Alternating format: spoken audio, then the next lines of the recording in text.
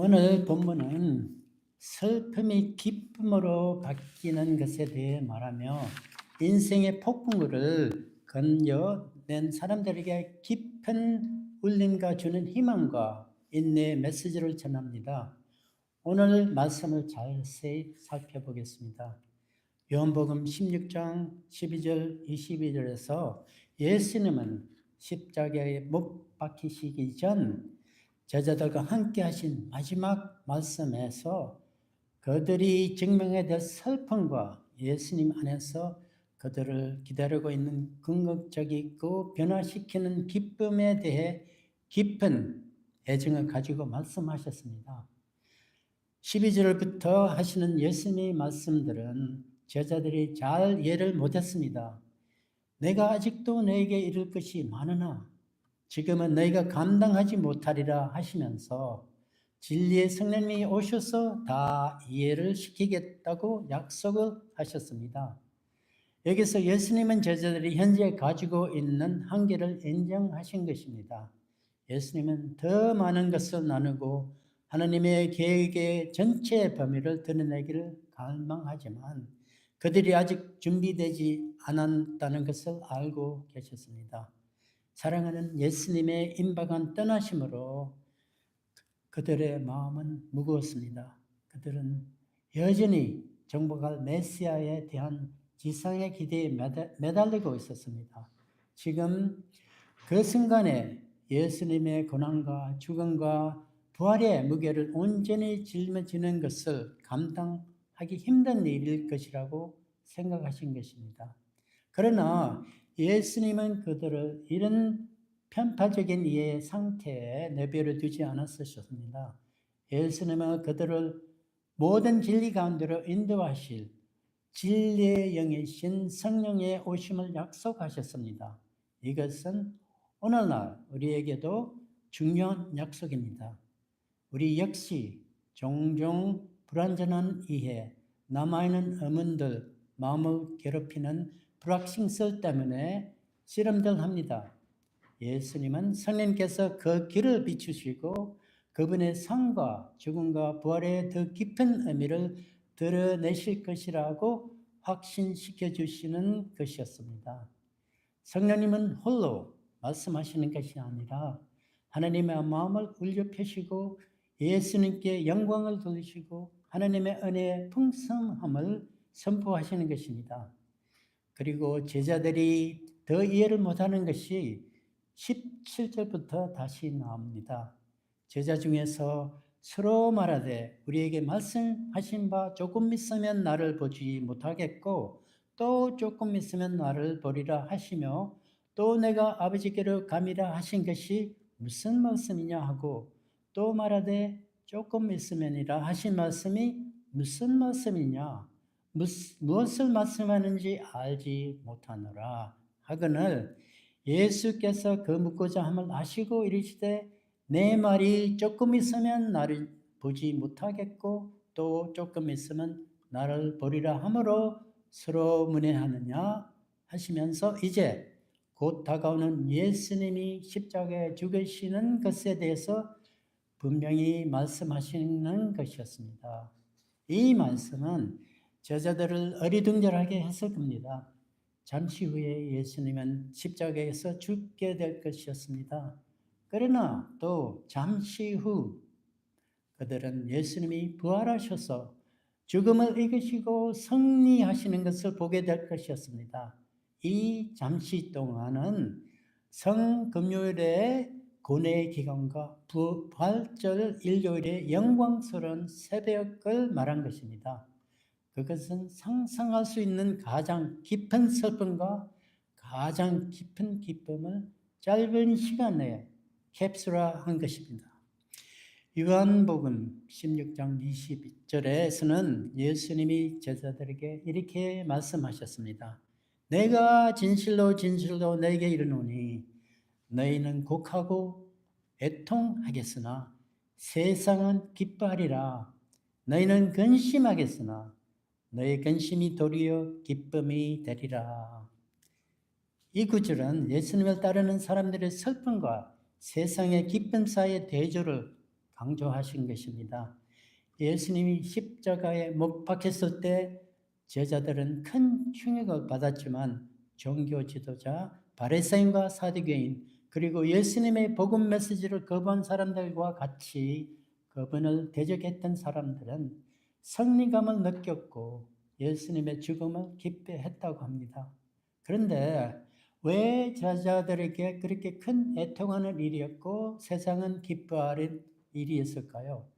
슬픔은 삶의 일부이며 우리도 우리 살면서 누구의 친구의 또 식구의 건강 때문에, 암 때문에, 또 재정 문제 때문에, 또 누가 우리를 사기치든지, 또 우리 여러 번 이제 이런 상황에 이제 있을 때 우리는 그 삶의 모든 것이 고뇌에 있는 것을 우리가 받아들여야 됩니다. 그래서 슬픔을 삶의 일부로 있는 것을 예수님은 그것을 무시하지 않으시고 제자들이 예수님이 십자가에 못 박히셨을 때 깊은 슬픔을 경험하게 될 것을 아시고 미리 위로를 하시는 말씀이었습니다. 그런데 제자들의 슬픔은 엄청 낯설 이유는 메시아신 예수님에 대한 그들의 기대는 로마의 통치를 정복하고 지상의 하나님의 왕국을 세울 정복왕에 대한 유대인들의 희망에 깊이 뿌리가 박혀 있었기 때문입니다. 그들은 3년 동안 예수님을 따라다니면서 예수님의 기적들을 목격하고 예수님의 가르침을 들었으며 예수님을 통해서 하나님의 약속이 성취되었다고 믿었기 때문입니다. 그렇지만 예수님은 승리를 거둔 반역을 이끄시는 대신 배반당하시고 체포되어 십자가에 못 박혀셨고 그 운명은 그들이 바라던 모든 것과는 모순되는 것처럼 보였습니다. 예수님의 십자가의 죽음은 그들의 꿈을 산삭조각 내었고 그들은 혼란과 비탄에 잠겨졌습니다. 그들은 예수님을 따르기 위해 모든 것을 버렸고 이제 예수님의 죽음으로 그들의 모든 꿈들은 다 부서졌습니다. 게다가 제일 가깝고 믿음직한 제자 베드로는 예수님을 3번이나 부인하고 다른 제자들도 모두 다 도망쳤으며 예수님의 고통 앞에서 무력감을 느꼈기 때문에 그들의 슬픔은 더욱 가중됐을 겁니다. 반대로는 제자들은 곡하고 애통하겠으나 세상은 기뻐하리라. 예수님의 말씀은 무엇을 말한 것입니까? 첫째는 종교 지도자들, 바리새인들과 사두개인들, 예수님을 그들의 권위에 대한 위험을 보았습니다. 예수님의 가르침은 그들의 전통의 도전장을 던졌고 사람들 가운데서 그분의 영향력이 커지면서 그들은 불안을 느꼈습니다. 그의 죽음은 그들에겐 승리처럼 느껴졌고 그들이 파괴자로 여기는 누군가를 침묵시킨 기분이 되었습니다. 둘째는 로마 당국, 특히 본딜럽 제도는 질서를 유지해야 한다는 압력을 로마 정부에서 받고 있었습니다. 예수님을 따르는 사람들이 늘어나는 것은 불안을 야기할 수 있었기 때문에 그분의 처형은 잠재적인 반역을 막기 위한 방법으로 여겼습니다. 셋째로는 일반 군중 중 일부는 로마의 통치를 전복시킬 군사 메시아를 기대했다는 것입니다. 예수님께서 호사나 환영을 받으시면서 예루살렘으로 입장하신 후 한 주일도 안 지나자 체포되고 예수님이 그들의 기대를 충족시키지 못하자 그들은 예수님에게 등을 돌리고 그 대신 반역자로 알려진 바라바를 풀어주는 쪽을 택했습니다. 그 관중들은 자기들이 속았다고 생각하면서 예수님의 죽음에 기뻐했습니다. 세상은 기뻐했지만 제자들은 슬픔에 빠질 것은 당연했습니다. 그러나 예수님은 제자들의 슬픔이 기쁨으로 바뀔 것이라고 예언하셨으며 예수님의 부활은 그들의 슬픔을 흔들지 않는 믿음으로 변화시켜 주었습니다. 그들은 예수님의 사명이 정치적 해방보다 훨씬 더 위대하다는 것, 즉 모든 인류를 위한 영적 구속이라는 것을 이해하게 되었습니다. 그리고 그들을 위로하기 위해 예수님은 요한복음 16장 21절에 바로 다음 절에서 출산 시 진통을 겪는 산모에 대한 비교를 사용하셨습니다. 여자가 해산하게 되면 그때가 이르렀으므로 근심하나 아기를 낳으면 세상에 사람 난 기쁨으로 말미암아 그 고통을 다시 기억하지 아니하리라. 여기에 계신 어머님들 이 말씀을 동의하시죠? 예수님께서 말씀하신 이 비교를 자세히 살펴보겠습니다. 이 비교는 고통이 무의미한 것이 아니라 더 큰 무언가로 이어진다는 것을 보여주기 위한 것이었습니다. 이 비유는 제자들이 예수님의 부활을 받아들이는 느리고 어려운 과정을 직접적으로 반영하는 것이었습니다. 제자들이 처음에 가졌던 슬픔은 수고의 격렬한 고통과 비슷했지만 십자가 체행 이후로는 모든 것을 집어삼켰고 그가 도로 가능성을 붙잡을 수 있는 그들의 능력을 흐리게 만들었습니다. 빈 무덤과 초기의 출현에 대한 보고는 마치 노동의 초기 단계와 같았으며 혼란스러웠고 아직 완전한 깨달음은 아니었습니다. 나사로의 부활이라는 강력한 기적조차도 죽음을 이기는 예수님의 능력을 보여주었지만 제자들은 예수님의 자신의 벌이 지닌 전례 없는 변화무쌍한 본질에 대해 완전히 준비시키지는 못했습니다. 메시아에 대한 그들의 선입견, 십자가 체행의 충격, 예수님의 가르침에 대한 불완전한 이해, 그리고 불가능해 보이는 사건의 본질, 이 모든 것이 그들이 처음에 불신하게 된 원인이 되었습니다. 제자들이 예수님의 부활에 대해 받아들이는 것은 결코 순탄한 행복의 길이 아니었습니다. 처음에는 어려움, 불신, 혼란, 심지어 두려움으로 가득 차 있었습니다. 십자가에 못 박혔을 때의 참혹한 슬픔에서 부활의 압도적인 기쁨으로 바뀌는 과정은 점진적이었고 종종 소란스러운 과정이었습니다. 그들이 처음에 이해하고 받아들이는 것이 그토록 어려웠던 이유는 다음과 같습니다. 초기의 불신과 회론, 부활에 대한 첫 번째 보고는 종종 여성들, 막달라 마리와 다른 사람들에 의해 이루어졌는데 회론과 목살에 부딪혔습니다. 누가복음 24장 11절은 사도들은 그들의 말이 허탄한 듯이 들려 믿지 아니하나 라고 말합니다. 그들의 마음은 여전히 십자가 처형의 트라우마 휘청거리고 있었고 누군가가 죽음에서 살아난다는 것은 불가능해 보였던 것이었습니다. 그리고 두려움과 숨음 때문이었습니다. 예수님께서 체포되고 십자가에 못 박히신 후 제자들은 자신의 삶에 대한 두려움으로 가득 차여 있었습니다.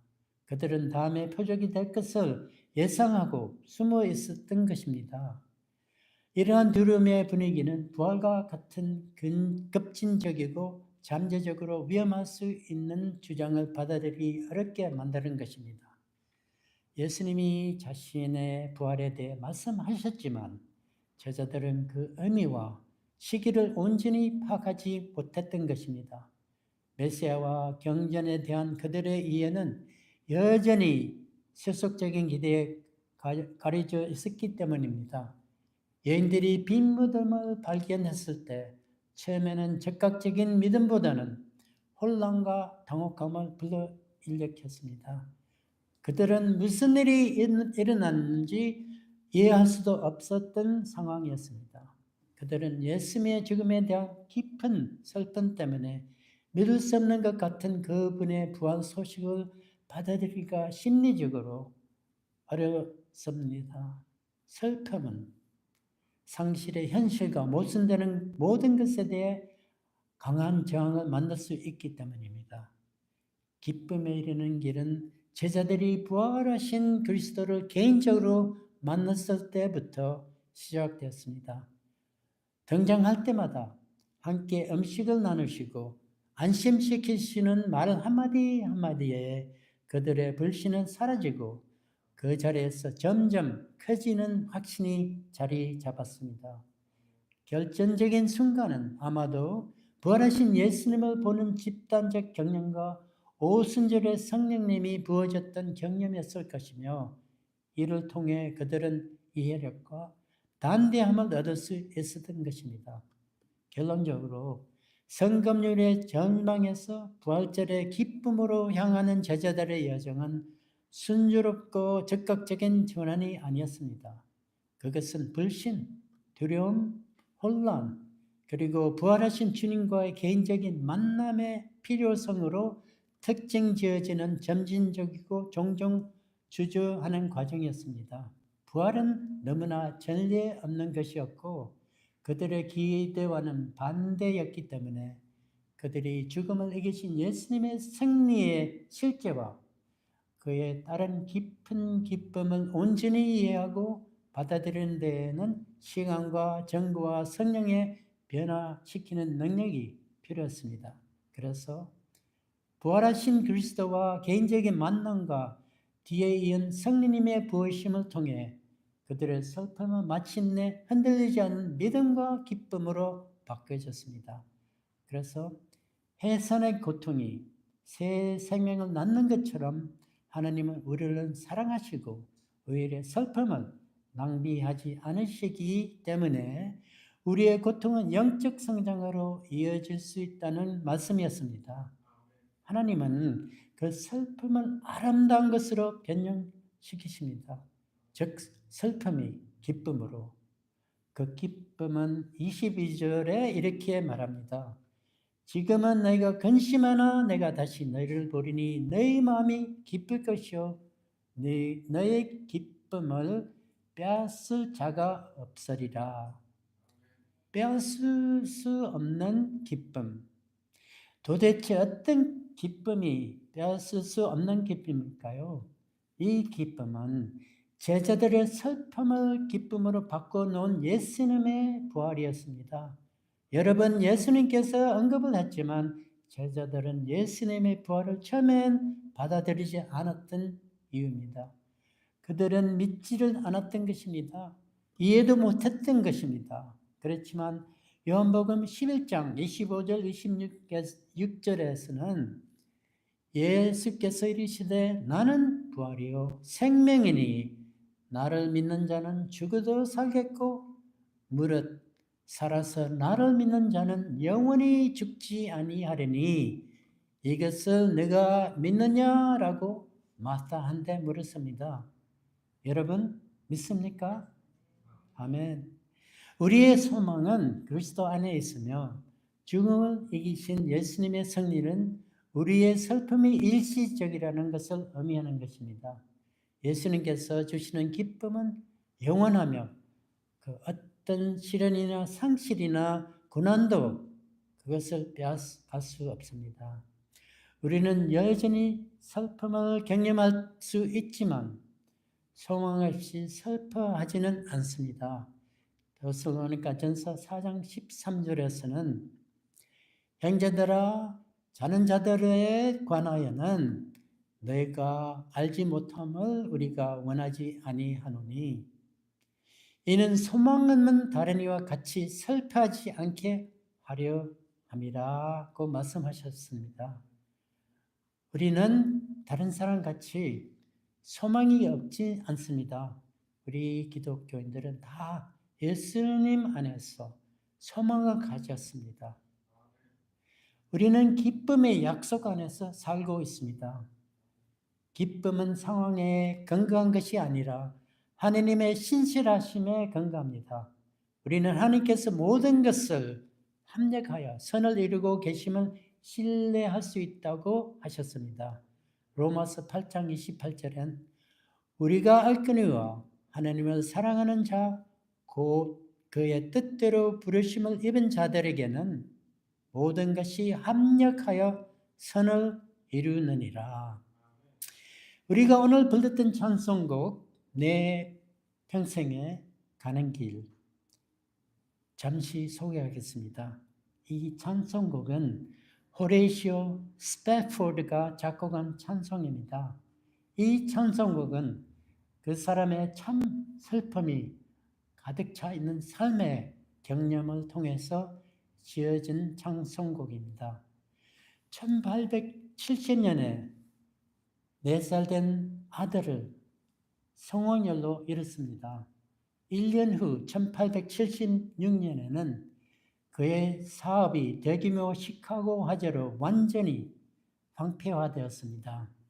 그리고 또 2년 후 1873년에는 12살, 7살, 4살, 18개월 된 딸들을 모두 다 SS Ville du Havre라는 배를 타고 가는 중 비극적 난파선에서 모두 다 익사했습니다.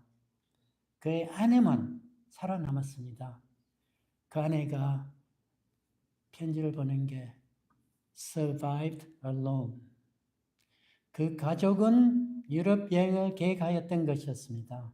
사업상의 요구, 대화제로 인한 토지 구획 문제 때문에 남편 세프는 아내와 4딸들이 친구 디엘 무리가 설교를 할 영국으로 가족 휴가를 갔는데 참석을 그때 같이 못했던 것입니다. 그 후 얼마 지나지 않아 스패프는 슬픔에 잠긴 아내를 만나러 가던 중 딸들이 죽은 곳 근처를 지나가면서 영감을 받아 내 평생 가는 길 It is well with my soul을 작곡했습니다. 그리고 그 후 새 애들을 또 더 낳았습니다. 딸 둘하고 아들 호레이시오. 그러나 다시 이 아들마저 4살 때 성령열로 또 잃었습니다. 스패포는 예수님의 십자가 체행을 설파하던 제자들처럼 자신의 꿈과 가족이 사라지는 것을 보며 감당할 수 없는 슬픔을 경험했습니다. 하지만 예수님께서는 슬픔의 기쁨으로 바뀔 것이라는 약속을 하셨습니다. 스패포드도 제자들처럼 신앙 안에서 이해할 수 없는 편안을 찾았었습니다. 우리가 상상할 수 없는 손실에도 불구하고 그는 내 평생에 가는 길 순탄하여 늘 잔잔한 강 같은지 큰 풍파로 무섭고 어렵든지 나의 영혼은 늘 편하다 라고 선언했습니다. 그리고 또 다른 믿는 사람들 중 아시는지 모르지만 페니 크로스비는 1820년에 태어나 안구 감염과 부적절한 치료로 인해 어렸을 때부터 시력을 잃었습니다. 그럼에도 불구하고 그녀는 시인, 작곡가, 선교 사역자가 되어 기독교 사역과 도시구조 선교의 일생을 바쳤습니다. 그녀는 찬송곡을 8,000 넘게 작곡했습니다. 우리 찬송가 뒤에 보고 크로스비 이렇게 찾으면 아실 겁니다. 우리가 부르는 찬송들 중에 예수로 나의 구주 삼고 나의 갈 길 다가도록 인하신 구세주여 주의 음성을 내가 들으니 예수께로 가는 나는 기뻐요. 오 놀라운 구세주 우리가 자주 부르는 찬송곡들입니다. 그녀는 믿음으로 살면서 감사한 마음으로 기쁘게 살아왔습니다. 또 다른 믿음이 강한 사람은 모두들 아실 겁니다. 그녀도 태어날 때 듣지도 못하고 앞을 보지도 못했습니다. 헬렌 켈러. 헬렌 켈러는 하나님에 대한 믿음은 그녀의 변화의 중심이었습니다. 그녀는 언젠가 이렇게 말을 했습니다. 세상은 고통으로 가득 차 있지만 또한 고통의 극복으로 가득 차 있다고 말했습니다. 이것은 로마서 8장 18절에 생각하건대 현재 고난은 정차 우리에게 나타날 영광과 비교할 수 없도다 라는 말씀을 반영하신 것입니다. 네, 그렇습니다. 우리 현재의 고난은 예수님 안에서 나타날 영광과 비교할 수 없습니다. 그러니 성도 여러분, 우리들이 슬픔이 있으면 다 기쁨으로 바뀔 것입니다. 예수님은 그것을 약속하셨고 그분의 부활은 슬픔이 결코 마지막 장이 아련하는 것을 증거했습니다. 기쁨이 아침에 온다는 것을 알고 그 소망을 붙잡으시고 앞날에 하루하루를 하나님께 감사하시면서 살아가시를 기원합니다. 기도하겠습니다. 사랑하는 하나님, 하나님의 말씀을 통해 오늘 우리가 배운 것에